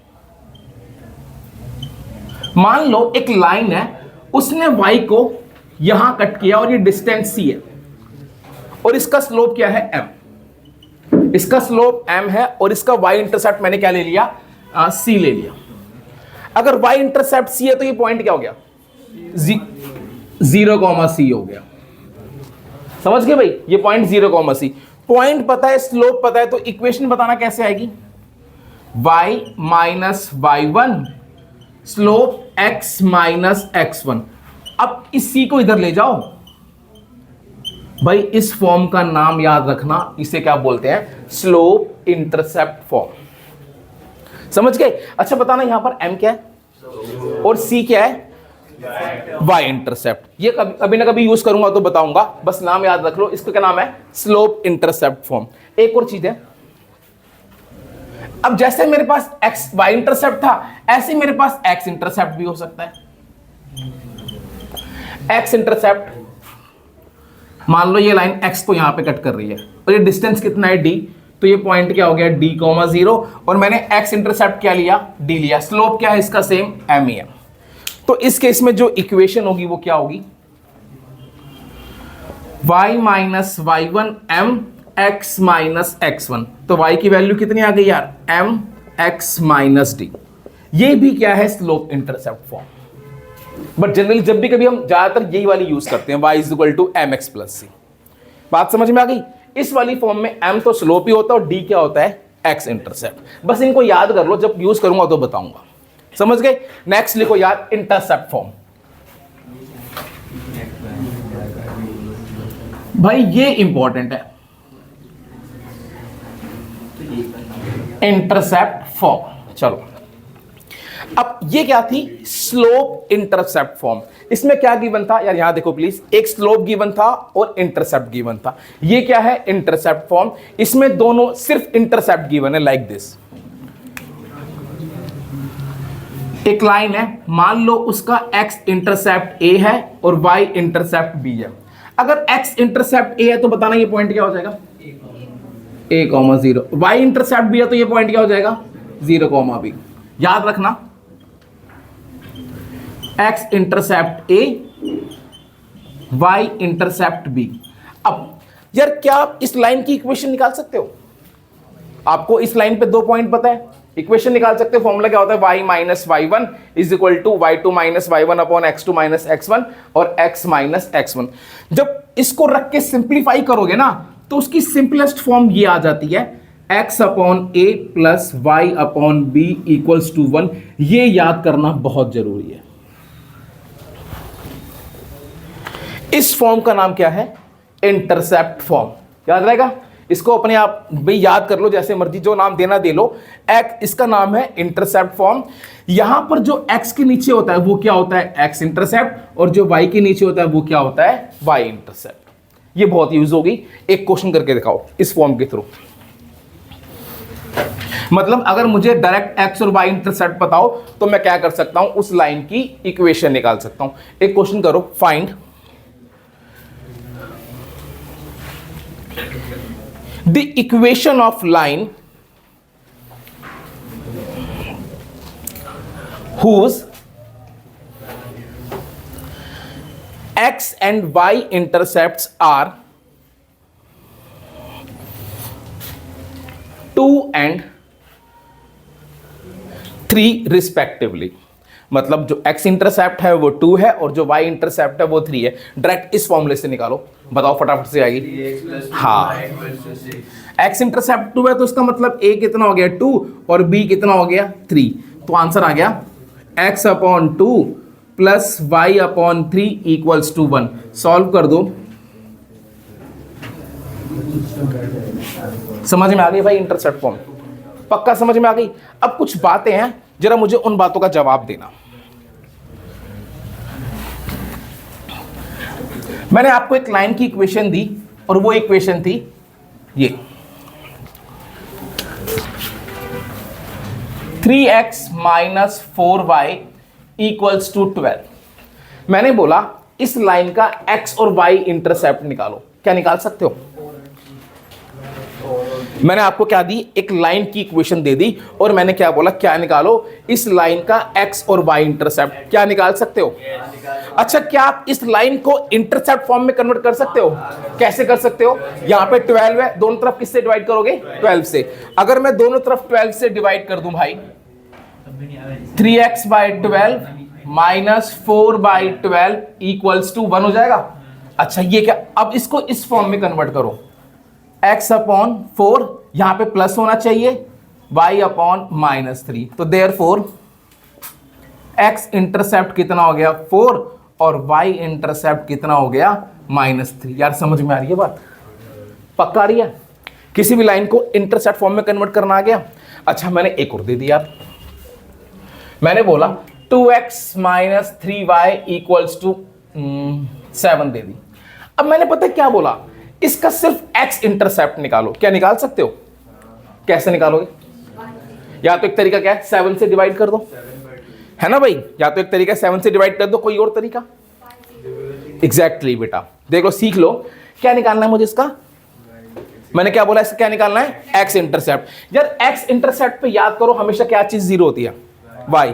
इसमें y को जीरो पुट कर दो, पुट y इक्वल्स टू 0। अगर y को 0 पुट कर दूंगा तो 2x कितना आ गया? 7। x कितना आ गया? 7/2। तो x इंटरसेप्ट कितना आ गया? 7/2। ये भी तरीका, या इसको इस फॉर्म में कन्वर्ट कर लो, उससे भी कितना आएगा? 7/2। बात समझ में आई? अच्छा, इसका बताओ फिर वो क्या होगा, y इंटरसेप्ट। उसके लिए क्या करोगे?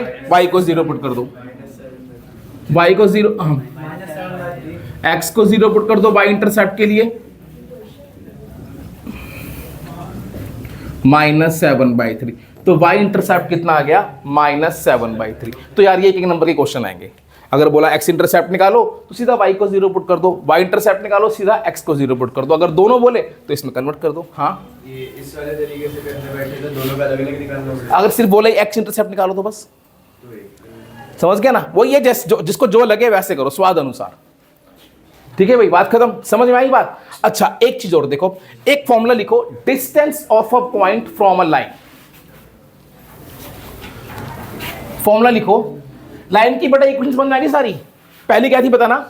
सबसे पहली वाली, जब एक पॉइंट और स्लोप पता था, क्या थी? y minus y1 is equal to mx minus x1। दूसरी क्या थी जब दो पॉइंट पता थे? y minus y1 equals to y2 minus y1 upon x2 minus x1 bracket में x माइनस x1। और अब आगे चल रहे हैं, बाकी ये तो मैंने एक ही याद कर लो। इंटरसेप्ट फॉर्म क्या थी? x upon a plus y upon b equals to 1। a क्या होता है? x intercept. b क्या होता है? y intercept. लिखो distance of a point from a line.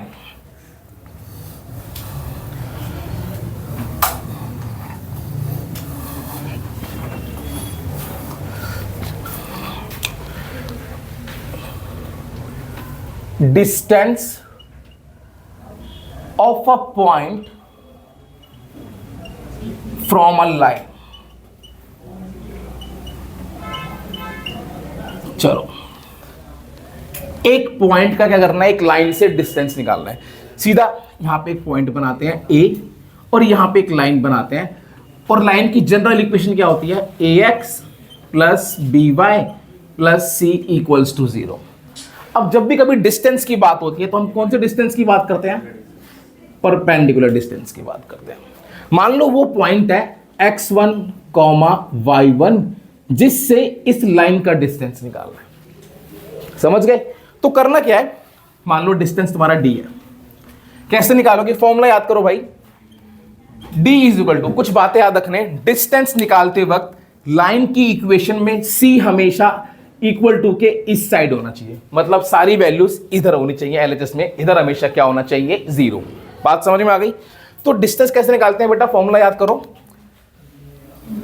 x की जगह ये वाला इस पॉइंट का x कोऑर्डिनेट पुट कर दो, y की जगह इस पॉइंट का y कोऑर्डिनेट। क्या हो जाएगा? ax1 plus by1 plus c। समझ गए? इस लाइन में x की जगह ये डाल दिया, y की जगह ये डाल दिया, ये वाला पॉइंट प्लस c, और अपॉन में under root a square plus b square. ये तुम्हारा क्या है, distance of a point from a line. समझ में आया टॉपिक? एक क्वेश्चन दे रहा हूं बेटा, करके दिखाओ।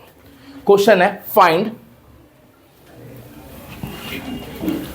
The distance of a point 2, -3 from the line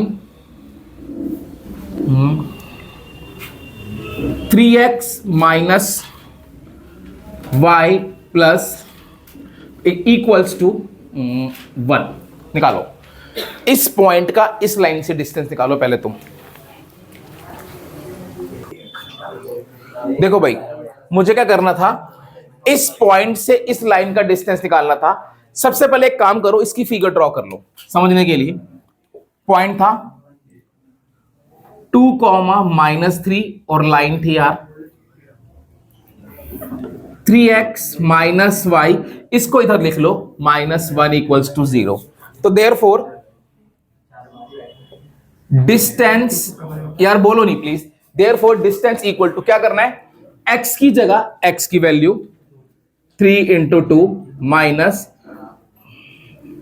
y की जगह y coordinate -1 under root a square plus b square 3 square minus 1 square और ये मोड। हाँ जी सही है। अब आंसर कितना आ गया, 6 + 3 9 - 1 8 9 और 1 √10 8/√10 यूनिट्स। समझ गए?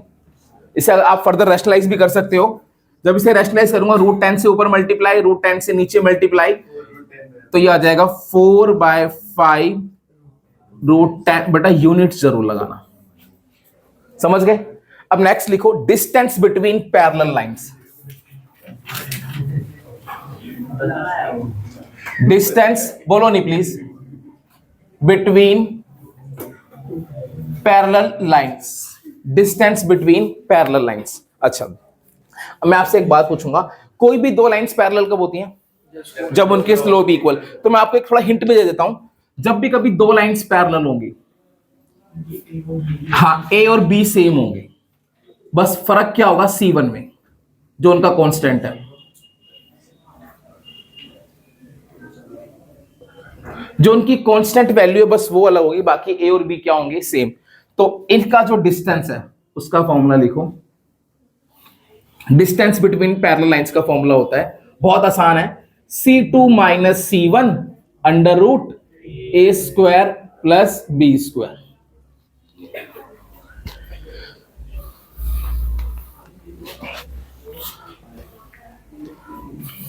एक क्वेश्चन करो, find the distance between parallel lines 3x + 2y equals to 5 और अगली है 6x + 4y इक्वल्स टू 3।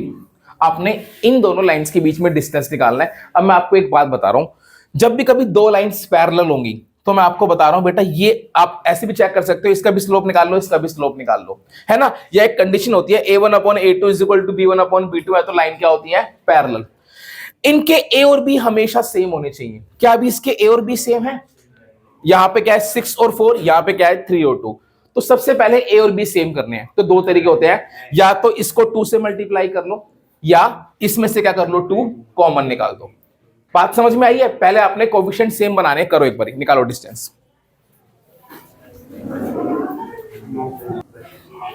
देखो भाई, सबसे पहले मैं इन लाइन को दोबारा लिख रहा हूं स्टैंडर्ड फॉर्म में। पहली लाइन थी 3x + 2y, इसको इधर लिया है -5 इक्वल्स टू 0। अब मुझे पता है दूसरी वाली में 6 और 4 है, तो मैंने पहले इसको 2 से मल्टीप्लाई कर लिया। इसको 2 से मल्टीप्लाई कर लिया तो कितना आ गया, 6x + 4y - 10 इक्वल्स टू 0। सही है।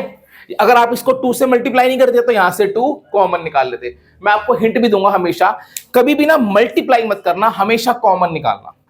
कॉमन निकालने से क्या होगी, कैलकुलेशन आसान होगी। जैसे मैं अभी मल्टीप्लाई नहीं करता हूं, कॉमन ही निकालता हूं।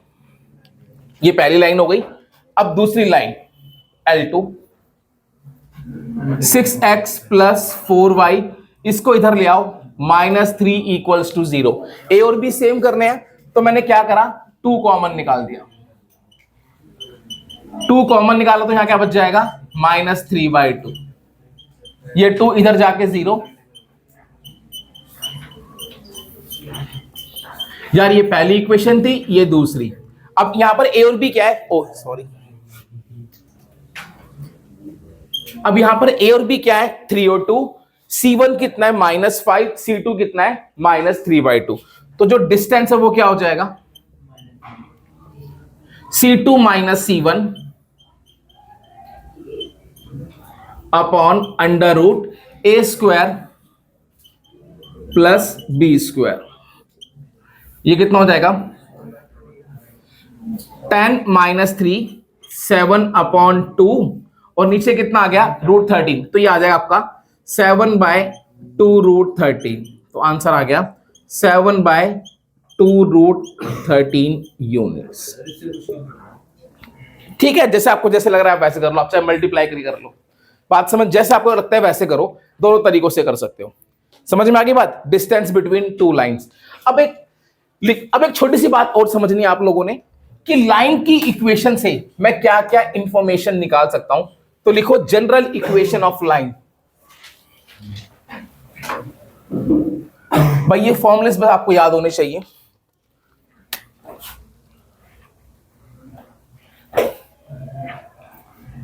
जनरल इक्वेशन ऑफ लाइन, देखो भाई ये आपके पास लाइन की जनरल इक्वेशन होती है ax plus by plus c equals to 0, जिसे हम क्या बोलते हैं, इसकी स्टैंडर्ड फॉर्म भी बोलते हैं। सबसे पहली इंफॉर्मेशन किसी भी लाइन से, आप किसी भी लाइन की इक्वेशन को देख के डायरेक्ट उसका स्लोप निकाल सकते हो। कैसे निकालते हैं, याद है, minus coefficient of x upon coefficient of y। समझ गए, किसी भी लाइन की इक्वेशन देख के डायरेक्टली मैं क्या निकाल सकता हूं, इसका स्लोप निकाल सकता हूं। अब यहां से देखो कुछ क्वेश्चन कितने आसान हो जाते हैं यार। जैसे मैं आपको एक क्वेश्चन देता हूं, मैंने आपके सामने एक लाइन की इक्वेशन लिखी, x plus 2y minus 1 equals to 0। यार मैंने आपके सामने क्या दी, इक्वेशन दी x plus 2y minus 1 equals to 0। थोड़ा सा चेंज करते हैं, यहां पर माइनस कर देते हैं। मैं आपसे पूछूं इस लाइन का स्लोप क्या है, तो क्या आप निकाल सकते हो, क्या आ जाएगा, -a/b, तो कितना आ गया, 1/2। ये बात सबको समझ में आ गई, पक्का आ गई। अच्छा, जब भी कभी दो लाइंस क्या होती हैं, पैरेलल होती हैं, तो मुझे बताओगे इनके स्लोप क्या होते हैं, क्या होते हैं, इक्वल। ये बात सबको पता है। और जब भी कभी दो लाइन परपेंडिकुलर होती हैं तो उनके स्लोप क्या होते हैं, उनके स्लोप का प्रोडक्ट क्या होता है, -1। अच्छा मैंने बोला इसका स्लोप ये था, उस लाइन का स्लोप क्या होगा जो इस पे परपेंडिकुलर होगी, slope of line perpendicular to above line, तो वो कितना हो जाएगा यार, -2। समझ गए। अभी इसको मैं लिखा रहने देता हूं, एक क्वेश्चन मुझे करके दिखाओ। क्वेश्चन लिखो, find,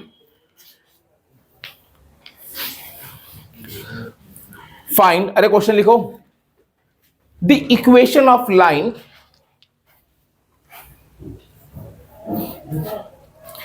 find the equation of line passing through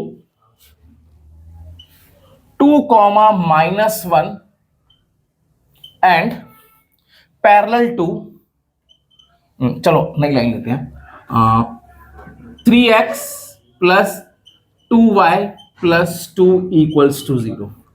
question सबको समझ में आया, क्या बोला मैंने, उस लाइन की इक्वेशन निकालो जो इससे पास कर रही है और किसके पैरेलल है, इसके पैरेलल। तो किसी भी लाइन की इक्वेशन के लिए क्या चाहिए होता है, पॉइंट और स्लोप। एक बार आप लोग करो। अच्छा भाई देखना, क्वेश्चन क्या था, मैंने क्या बोला है, एक लाइन की इक्वेशन निकालो जो इस पॉइंट से पास कर रही है और इसके पैरेलल है। आपको पता है जब भी कभी दो लाइन पैरेलल तो क्या होता है, स्लोप इक्वल। तो इसका मतलब स्लोप ऑफ रिक्वायर्ड लाइन क्या हो जाएगा, स्लोप ऑफ रिक्वायर्ड लाइन, जो इसका स्लोप होगा वही होगा, यानी कितना हो गया, -3/2। स्लोप आ गया, पॉइंट पता है, तो इक्वेशन ऑफ रिक्वायर्ड लाइन क्या हो जाएगी? y minus y1 slope x minus x1, ये ऊपर जाएगा 2y plus 2 minus 3x plus 6, 3x plus 2y, ये इधर आ जाएगा -4 इक्वल्स टू 0। आपकी यही आई थी, है ना? अब मैं इसके बारे में आपको एक बात और बता रहा हूं इस चीज को, क्योंकि कभी कभार क्वेश्चन एमसीक्यू में भी आ सकता है, तो ध्यान रखना कैसे करना है। ये सबको समझ में आया क्वेश्चन ये वाला? भाई स्लोप आ गया था, पॉइंट बता था, इक्वेशन निकाल दी। मैं आपसे एक बात बोलूं, मैंने क्या बोला? उन सभी लाइन की इक्वेशन लिखो जो इसके पैरेलल है। क्या लिख सकते हो? साइन ये इनके वो कोएफिशिएंट चेंज कर देंगे और साइन चेंज कर देंगे बस कुछ सोच समझ के बोलो बेटा। मैंने बोला है, क्या बोला है? उन सभी लाइन की इक्वेशन लिखो जो इसके पैरेलल है। Very good. देखो भाई, सुनो सुनो सुनो, आप सुन लो यार प्लीज यार। वो सारी लाइन जो इसके पैरेलल होगी, मुझे एक बात का जवाब दे दो, उन सभी का स्लोप क्या होगा? -3/2 ही होगा, है ना भाई? अब ये याद कर लो, equation of all lines, parallel to this,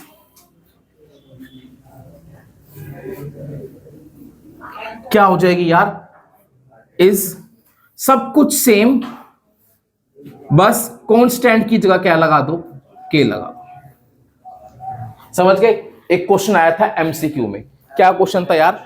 आपको बोला था, ये आपको इक्वेशन गिवन थी और बोला था which of the following is the equation of all lines parallel to this. सब कुछ सेम था, बस क्या था वहां पर? Equation of all parallel lines. सब कुछ सेम था, बस क्या हो गया था? सी की जगह क्या लिख दिया था? के। वेर के क्या था? एक रियल नंबर था। समझ में आई बात? अब अगर आपको ये कॉन्सेप्ट आता होता है ना, इससे बहुत सारे क्वेश्चन एक सेकंड में हो जाते हैं। जैसे मुझे ये वाला क्वेश्चन बोला था, क्या बोला था यार? उस लाइन की इक्वेशन निकालो जो इस पॉइंट से पास कर रही है और इसके पैरेलल है। अब जरा सुनना, अब हमें पता लग गया कोई भी लाइन जो इसके पैरेलल है वो इस फॉर्म में होगी, होगी। कोई भी लाइन जो इसके पैरेलल है वो इस फॉर्म में होगी, अभी सीखा। और ये लाइन किस पॉइंट से पास कर रही है? 2, हमें उस लाइन की इक्वेशन निकालनी जो किससे पास कर रही है? 2, -1। तो यहां पुट कर दो, बस के की वैल्यू आ जाएगी। 6 - 2 कितना हो गया? 4। के उधर जाके कितना हो गया? -4। के की वैल्यू यहां पुट कर दो, देखो सेम आंसर आएगा। समझ में आई बात? बात समझ में आ गई? पक्का? एमसीक्यू वाले क्वेश्चन एक सेकंड में हो जाएंगे इससे। अच्छा, एक चीज और नहीं आया समझ में? भाई मैंने क्या बोला था? ये क्या है? ये उन सभी लाइन की इक्वेशन है जो इसके पैरेलल है। इसके मैंने बोला था एक लाइन की इक्वेशन निकालो जो इसके पैरेलल है और इस पॉइंट से पास कर रही है। तो वो लाइन जो इसके पैरेलल होगी वो इसी फॉर्म में होगी। अब वो किससे पास कर रही है? इस पॉइंट से। इस पॉइंट को इसमें डाल दिया, के आ गया। समझ गए? अच्छा, एक क्वेश्चन और था यार, एक क्वेश्चन बेटा और करना, एक बारी क्वेश्चन करो। Find the equation of line passing through, find the equation of line passing through, point ले लो 1, 2 एंड परपेंडिकुलर टू दिस। करो दिस 3x + 2y + 2 = 0। उस लाइन की इक्वेशन निकालो जो इस पॉइंट से पास कर रही है और इसके परपेंडिकुलर है। करो एक बारी। अच्छा यार, पहले इस क्वेश्चन को नॉर्मल तरीके से करते हैं। मेरे को क्या बोला था? उस लाइन की इक्वेशन निकालो जो इस लाइन पे क्या है? परपेंडिकुलर, और किससे पास कर रही है? इससे पास कर रही है। चलो, तो सबसे पहले मुझे उसका स्लोप चाहिए होगा। अच्छा, इसका स्लोप क्या है? Slope of given line, slope of given line, इसका स्लोप डायरेक्ट निकाल सकता हूं, -a/b। सही है? समझ गए? अब इसके बाद स्लोप ऑफ रिक्वायर्ड लाइन, भाई वो लाइन जो इस पे परपेंडिकुलर है, कैसे निकालते हैं? नेगेटिव और रेसिप्रोकल। ये हो गया, है ना। स्लोप पता है, पॉइंट पता है, इक्वेशन आ जाएगी कैसे, y minus y1 slope x minus x1 solve कर देते हैं। 3y माइनस 6 2x माइनस 2 इसको इधर ले आओ, minus 2x plus 3y minus 4 equals to 0, minus से मल्टीप्लाई कर दो तो 2x minus 3y plus 4 equals to 0। तुम्हारा आंसर भी यही आया क्या? अब एक बात समझा रहा हूं, ध्यान से समझना। ये कैसी लाइन है? ये एक ऐसी लाइन है जो इस पे परपेंडिकुलर है, समझ गए भाई। जरा इसके कोएफिशिएंट देखो और इसके कोएफिशिएंट देखो। ऑब्जर्व क्या करना है, जो x वाला था वो y का हो गया, जो y वाला था वो x का हो गया, और y वाले के साइन चेंज हो गए, समझ गए। जरूरी नहीं है y वाले के, किसी भी एक के कर सकते हैं, तो x के या तो y के, c तो जो था वो था। बात समझ में आ गई क्या? एक बार इसको देखो, एक बार इसको देखो, क्या हो रहा है। x वाला था वो y का कोएफिशिएंट हो गया, y वाला x का कोएफिशिएंट हो गया, और y वाले के साइन, किसी एक के साइन चेंज करने, या तो x के या तो y के। बात समझ में आ गई।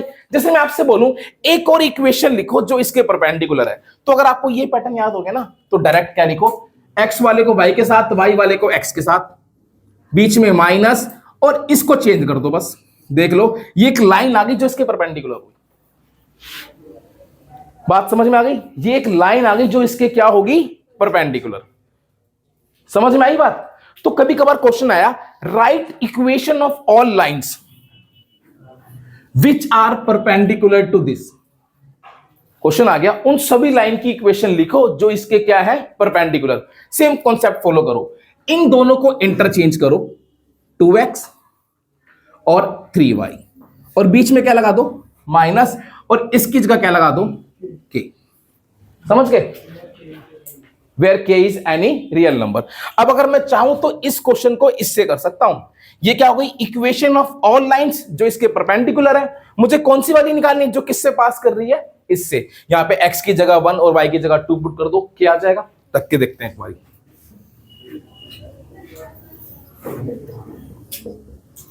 2 माइनस 6 कितना, k की वैल्यू कितनी आ गई, 4, यहां पुट कर दो, ये आ जाएगा।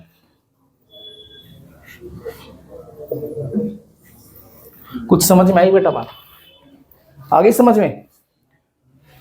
आई समझ में? डायरेक्ट एमसीक्यू में एक सेकंड में हो जाएगा क्वेश्चन। तो यहां पर मैं लिख देता हूं, ये चीज भी लिख लो, equation of all lines perpendicular to this.